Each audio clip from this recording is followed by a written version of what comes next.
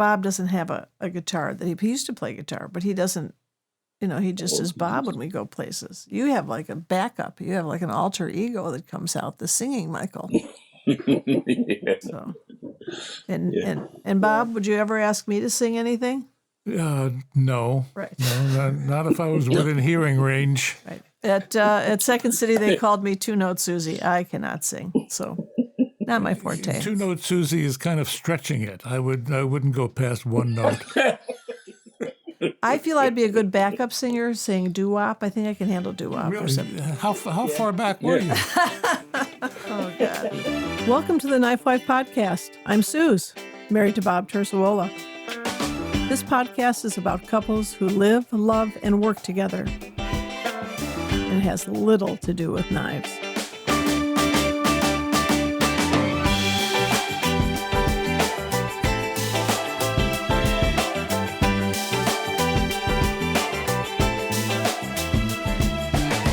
I'd like to welcome Nana and Michael West. Nana DeCorney. Is that how you say it? DeCorey? DeCourcy. We met Michael at the Paris show at the Seacock years ago. He was at the table behind us, and I think we probably laughed for the entire show. Pretty much. He's very entertaining, and he is an entertainer as well as a knife maker. He plays guitar, and he's played in many bands, and he's quite a talented guy. He's like many men I've met in the knife world that are Renaissance men. They can do just about anything. And I was just joking that Nana is a social worker in her other job, and I told her, I think to be married to a knife maker, you need to have a social worker as a partner. Because that's a good thing. It's a good thing. I'm glad to hear that. Anyway, so say hello, Nana and Michael. Hello. Hello, guys. This is Bob. Susie, we should mention that they're coming to us from Denmark this morning. They sure are. This morning here, this evening here, there. 8:00 at night there. Right, exactly. Yes. Anyway, so we met at the Paris show, and we haven't seen each other too much. And when Michael was coming to Solvang, I said, next time you come to Solvang, come stay with us. And so he and Nana drove down to San Diego. By the way, it's a beautiful sunny day in San Diego here. So they spent some time with us, and so we know some of these stories already. But you have a lot of stories from Paris. First, I want you to tell us the story of the proposal. Oh, that was quite funny because we were going to Paris for the Fix show, and as I remember the trip, it was a bit tiresome because the connections weren't that good. So we'd been traveling since early morning, and I think we landed around 6 or so. And before we went to the hotel, it was around 6, and then I was a bit tired, and I just really didn't fancy going anywhere. So, but Michael, he didn't agree with me. So he said, but we should.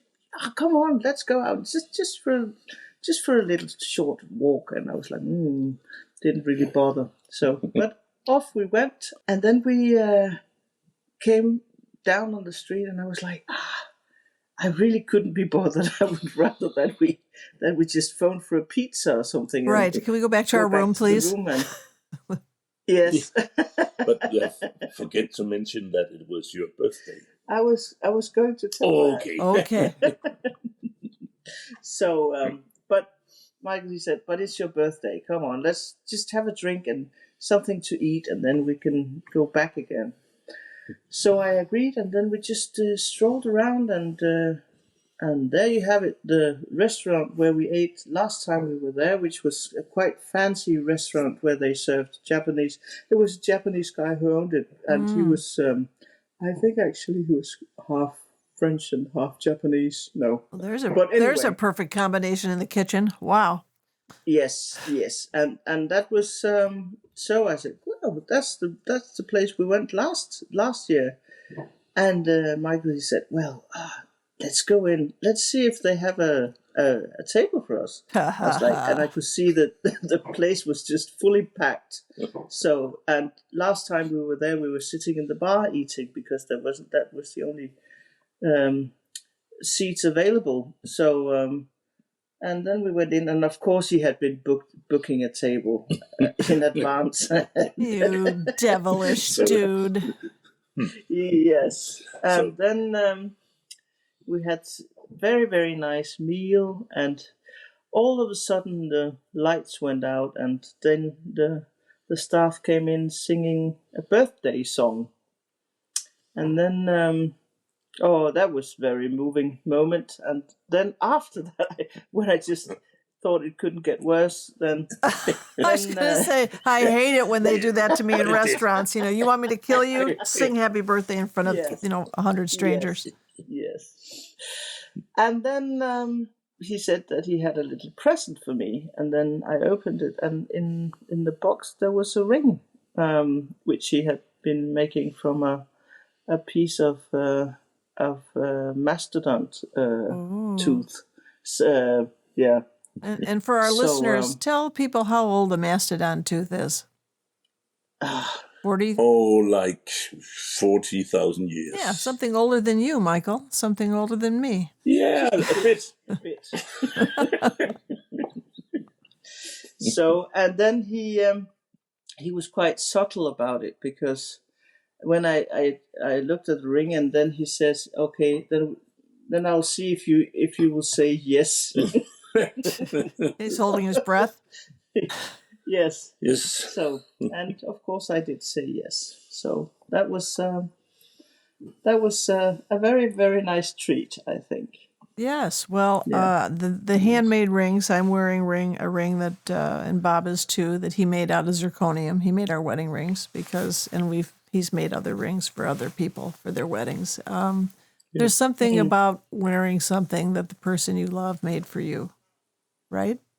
Yes. Yes. Definitely. Much different than going to a store and buying something. So Yes. if they've got the skills, I mean, not everybody has those skills or a shop, but if they have the skills, that's great. So anyway, so the Paris show. So this was a Paris show we weren't at. Was this the Fix or the CCAC where Grace was telling you she was going to die rolls? That was the Fix. Okay. So there are two shows, right, in Paris. One is a Yes, very fancy yes. show that's actually no longer there, which was sort of an art knife show, which we've done. And then there's a show that's been there called the CCAC that's been there forever. It's in a basement in a community center on the outskirts of Paris. But we've met wonderful people there, and we've had a good time. It's not, high cotton like the Fix show was. The Fix show, they brought you a bottle of champagne at the end of the show. Every table got a bottle of champagne, and I'm no stranger to that. So I like that. But anyway, there's a woman that is a scissor maker. Her name is Grace Horn. And she and I have on many occasions gone to Dirol's taxidermy shop in Paris. And if people don't know about that, which most people don't, it's been around for over 150 years. And on the bottom of the store, you don't know what it is. They don't advertise it. And then on the top, second and third floor, the second floor is the store. And then the third floor is the shop where they do all the taxidermy. And how I came across this place is I read a book called Madame Dirol's Taxidermy Shop. And I thought it was a made-up name. I had no idea.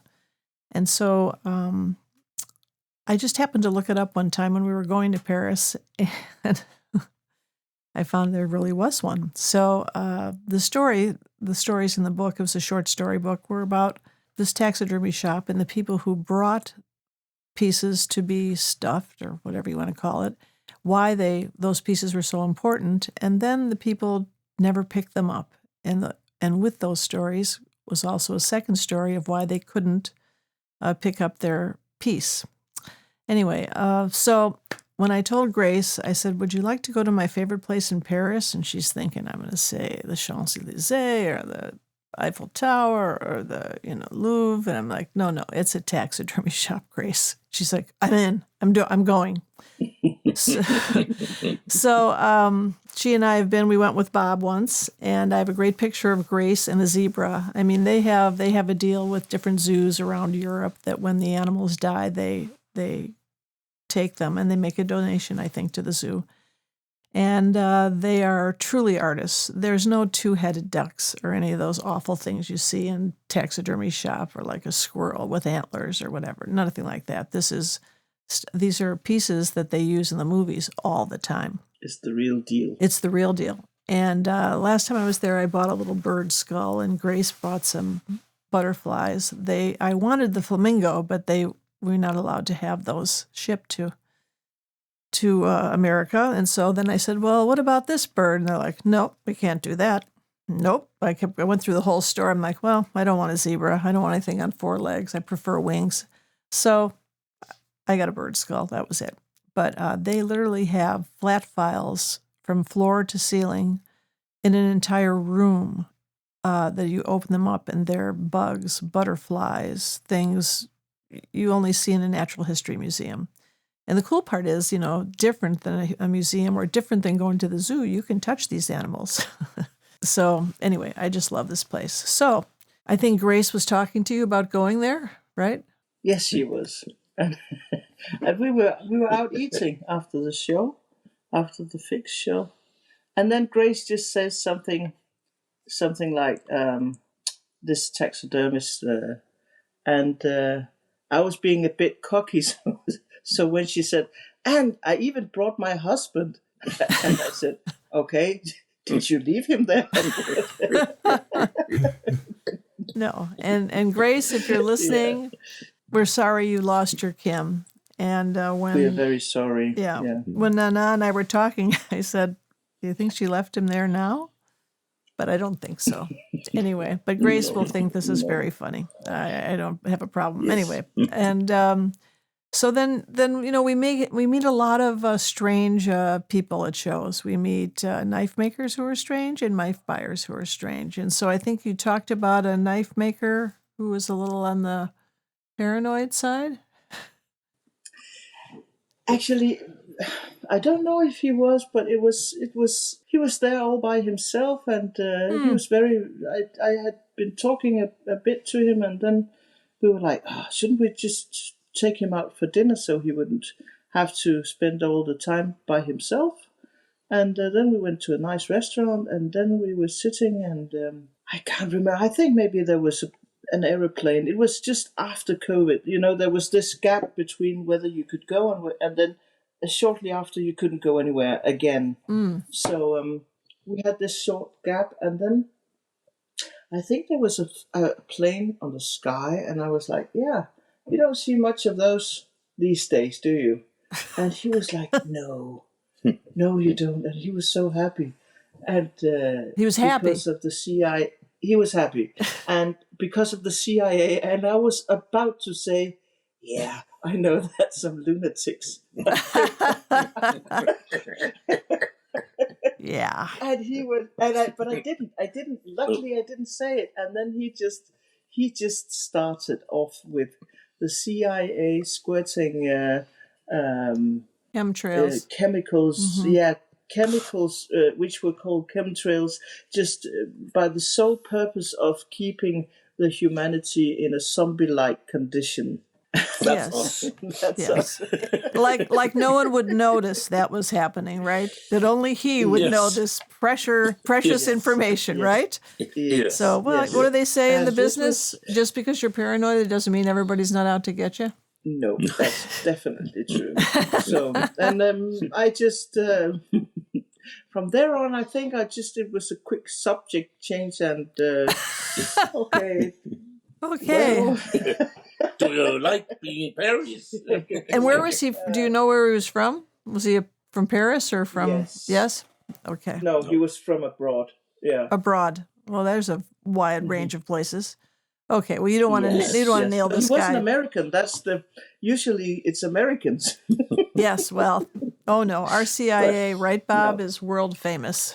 I don't understand if they were spraying all this stuff to keep everybody quiet and calm and everything. What about all those strikes they had in Paris and people marching in the streets all over the place? Didn't they breathe? Didn't they get the stuff? They were marching very slowly. Oh, very slow march. There we go. Yeah, every time we've been to Paris in the last, I don't know, 10 years, Bob, or 15 years, from the airport, the driver always says to us, well, we can't take this route because they're striking. And I say, well, what about, we know our way around. What about this route? No, there's another group striking over there. And I'm like, well, how does this work? Anyway, so apparently it's working because Paris is still there. But anyway, Paris. We had a lot of fun. I don't know if we'll be back. I hope we'll be back. Yes. Definitely. Okay. Because it's such a nice city. There's an underwhelming statement. It's more than it is architecturally. It's just gorgeous. It's eye candy, right? Yes. Yeah. It is. Yeah, it is. Then I like the food. Yeah, the food and just sitting at Cafes. And the cafes and just sitting and look. Watching people. I love watching people. People passing by and it's so great. Yes. I love it. I have a little game I play with myself when someone walks by I don't know. It's what do I think they do for a living, Yes. And then I have another game where I vote for people who look the most like the dog they're walking. That always tickles me. Yes.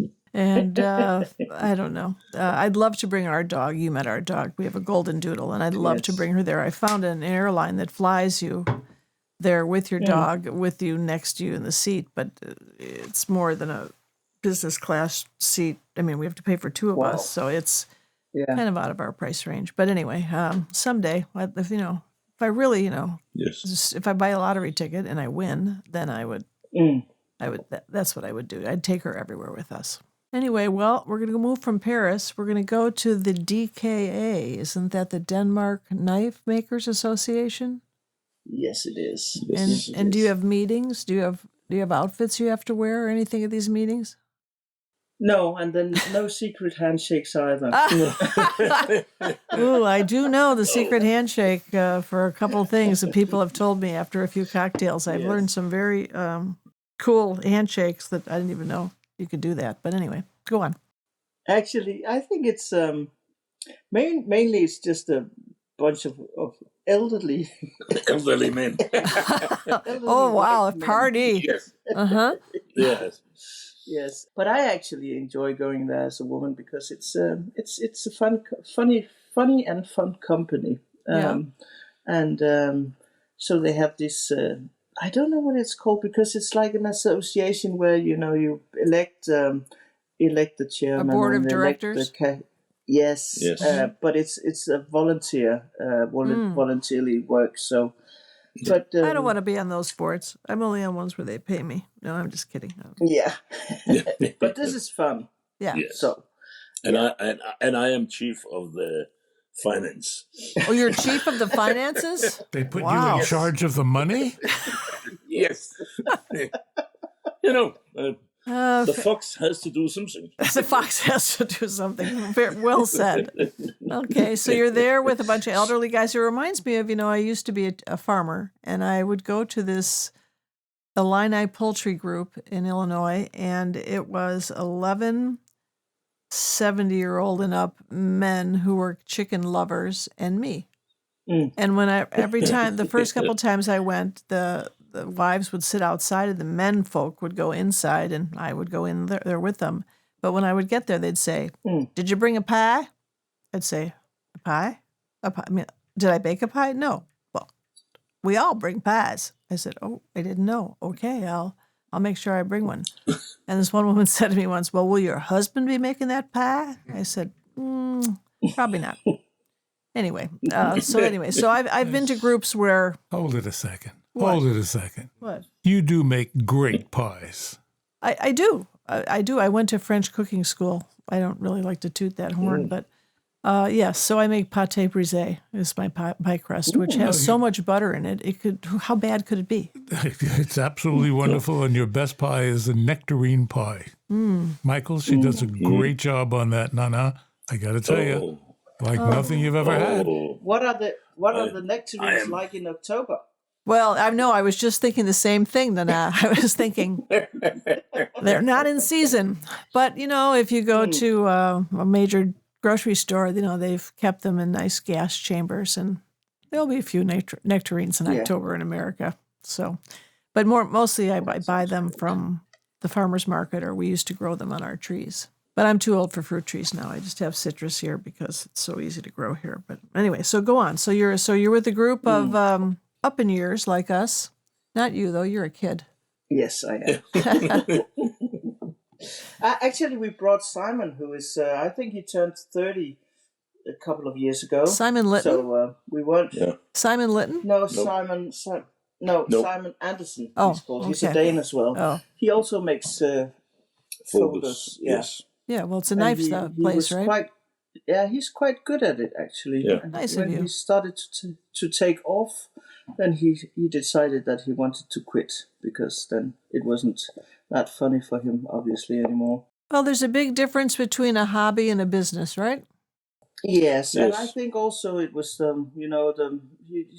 he was more into developing and finding out how things were being done and so Yes. on. He's an engineer for a living, so Ah. he think that was the funny part. Oh, yes. How do I make it? Making tools for the process. Right. How things So, work. but Simon and I and another guy who is in the material business. He's a seller of materials for making knives, and he's a funny guy. He doesn't handle alcohol that well, but But he like it.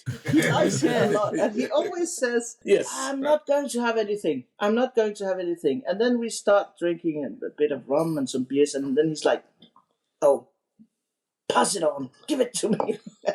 And then he gets so like the Brits would say, impeccably sloshed. So, and then we were going out for a bar, which was in not the other end of the town, but it was a bit of a walk. And then this guy, he would go like 10 or 20 meters behind us because he had to double. He was walking in zigzag. So every time he could see a beer sign, and no matter what sign it was, whether it was a Carlsberg or our local brew called Tuborg, he would say, hey, I can see a Tuborg sign. And that just went on until we were at the bar. Uh-huh. And then we turned around and said, there you go. There you've got your Tuborg sign. So should we go in? And then Michael brought his guitar and we just got the place rocking, singing great songs, and people were in the mood for having a party. And so was this guy. So we had a very nice That's evening good. Well, with him. Yeah. Michael, you brought your guitar to Solvang, right? The Solvang show. Yes, I did. And I Yes. was asking Nana, in Europe, people can bring their guitar and start singing in a bar, and people sing along and whatever. But in America, they're like, "What? Yeah. Did I pay for this entertainment? How does this work? What should I do?" And so probably you didn't have everyone told you afterwards at Solvang how much they enjoyed it, but they didn't sort of sing along with you, did they, at Solvang? No.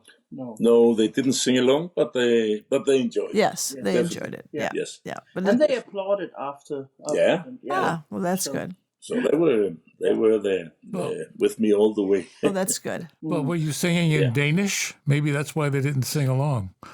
I actually made one Danish song, and I said, now I will sing a song in Danish, and everyone just left the tables.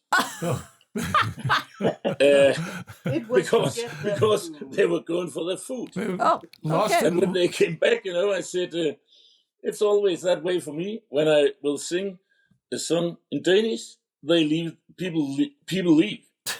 Unfortunately, it also happened in Denmark. Lost in translation. Well, I don't know. Yes. Oh, yeah. So you sang a great song in our house, and I have it on video. I videotaped it because it's a really special memory. Anyway, Bob doesn't have a guitar that he used to play guitar, but he doesn't. He just is Bob when we go places. You have like a backup. You have like an alter ego that comes out, the singing Michael. Yeah. So, and Bob, would you ever ask me to sing anything? No. Right. No, not if I was within hearing range. Right. At Second City, they called me two-note Susie. I cannot sing, so not my forte. Two-note Susie is kind of stretching it. I wouldn't go past one note. I feel I'd be a good backup singer, saying doo-wop. I think I can handle doo-wop or Really? something. How far back were you? Oh God. Anyway, so Or maybe just a boom, boom. there we go. I could do percussion. Yep, Yeah. I can. All right. And what else? Oh, I was thinking about, sometimes I've done a show alone without Bob. One time Bob had back surgery, and I won't bore you with the details, but he couldn't go to the New York show. And so I went by myself. And I wasn't really nervous about doing the show myself because I grew up in a retail store. So I'm used to taking money and I know how it works. But a lot of the guys really were helpful and asked me, can I help you and whatever, with this. And I'm like, okay, I wasn't going to say no. And one of them is a retired cop. The other one is a black belt. So I thought, okay, they're good Yes. bookends, good wingmen, as you would say in the music industry. And so I said, the knives, for those of you who don't know, the knives used to be just on the table and someone would pick them up and buy them. But if you pick up a knife and you put it back down, it's free game. It's, that's not your knife. If you hold on to it, it's your knife. And there was a new guy there, and he was first in line, and he couldn't wait, and he comes up to the table, and he's holding it, this knife. He's looking at it, he really liked it, and whatever, and he put it down. And then another guy reached underneath him, took the knife, and said, I'll take it. And he's like, well, wait, this is my knife. And I said, no, honey, you put it down. That's the rule of the show. I said, I'm so sorry. And, but, I don't want, they were starting to get heated. And I thought, gosh, these guys have open knives in their hands. This is not a good thing. But thank goodness I had my wingmen and they calmed them down. And the rest is history. And the only thing about doing the show is that I had all this cash at the end. And I'm not used to walking around with that kind of cash.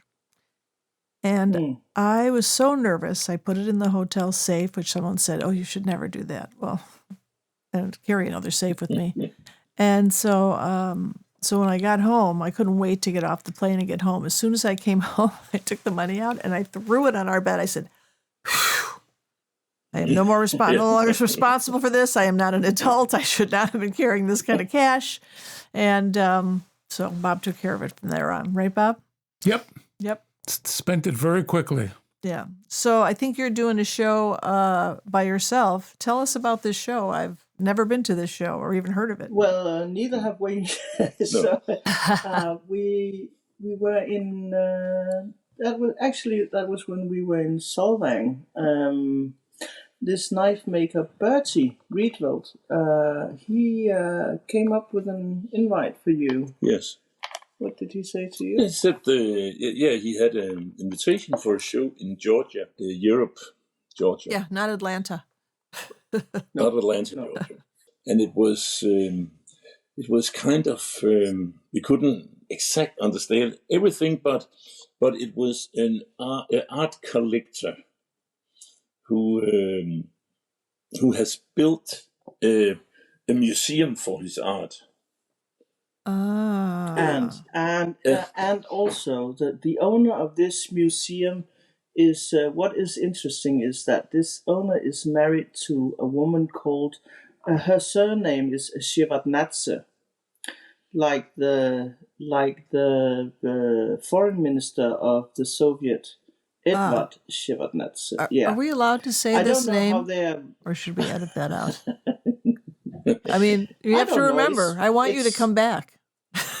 Yes, I think actually I've got nothing to do with him whatsoever. Okay. But I think I found it a bit puzzling, But maybe it's a common name. Who knows? Who knows? And actually, I don't know if they are related. I know that, but I don't know how they are related. Oh, Um, you'll have to do more but detective work. yes, and this man, he has been building his own museum because he found that after the breakdown of communism, he could just sit and watch all the Georgian art being sold for like nothing and being spread apart worldwide. So he decided that he wanted to build a museum for all this art because that couldn't go to the National Museum. They weren't able to handle it. Mm-hmm. So that's the venue for the show At the museum. and then at the museum. At this museum. Yeah, and it's a knife maker who runs it, and he wants to start it up, and he's talking a lot about the customers and the collectors that he wants to bring there. So it's I think it's rather exciting to see what kind of people will show up. Yes, because he's not doing a mailing or advertising. He's hand delivering. He's hand delivering. Yeah. Okay. So and he's also talking about two clans who obviously rules the country. That's what he says. So and he's familiar with both of them. So Okay. And where will you be, Michael? Why is she doing the show alone? he would stay home and do the laundry. Oh, okay, perfect. Oh, you didn't say that. No, I will be. I have 40 years ago. We made a little circus, traveling with horse wagons, and that's 40 years ago. So we will make a circus. You said a circus, right? Yes. Okay. We made a little circus. Okay. Traveling around As one does. horse wagons. Yes, a little circus. Too much time on his hands. Yeah. So we are making a 40 years anniversary show in the town. This town. We started here. I still live the place we bought at that time. Mm-hmm. So we will make a show. Circus. And what kind of circus? Explain, like, what are the acts? Are you doing a high wire thing? Are you swallowing fire? I mean, what are you doing? No, we used to call it, I don't know how I can translate it, nothing for full power. Nothing but full power? No, nothing at full power. Okay. Sort of like Monty Python's Flying Circus. Yes. Something like that. Okay. Kind of. Yes. Right. Yes. Okay. Kind of. Well, I've met people, I worked in the movies, and I met a lot of people who've been in the circus. I had never had until then. And then you told me that you were in a circus. I'm like, what? But it was it was an entertainment circus. It was an entertainment circus, and it was quite small. Yes. Okay. All right. So you're coming back to us in October for AKI. And if those of you don't know Michael's work, he's an art knife maker. He and Bob are on different planes as far as this goes. That's for sure. And he does it all by hand. He doesn't have any computerized machines. And if you want to see his knives, they're on his website, which is westknives.com, or he's on Instagram at westknives. And he'll be at Blade. You're going to be at Blade Show. Do you know what your table number is at Blade? Yes, 3L. Okay. All right. Well, what can I say? I can't wait to see you again. I'll see you in Atlanta and you will have been to Georgia.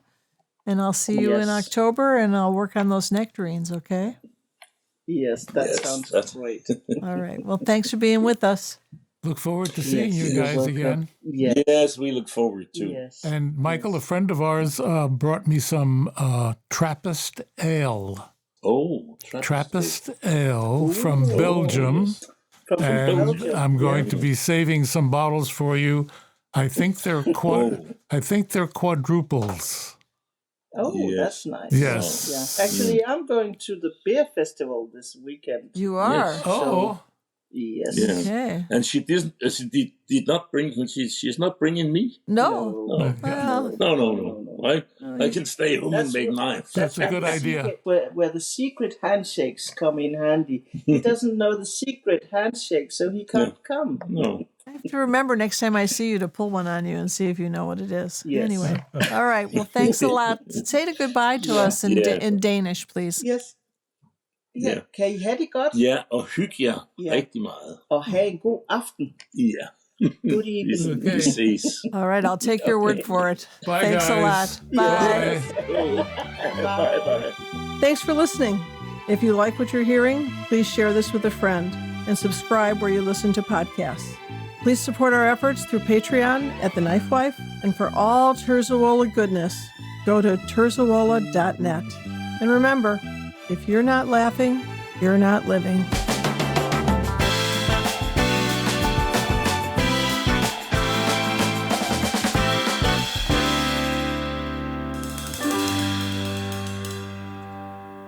Comments and questions can be made on Instagram at The KnifeWife Podcast or our Facebook group, The KnifeWife Podcast. And if you're a couple who work together and would like to be on our podcast, tell us about yourself with an email at eccentricsuz.com or terzuola.net.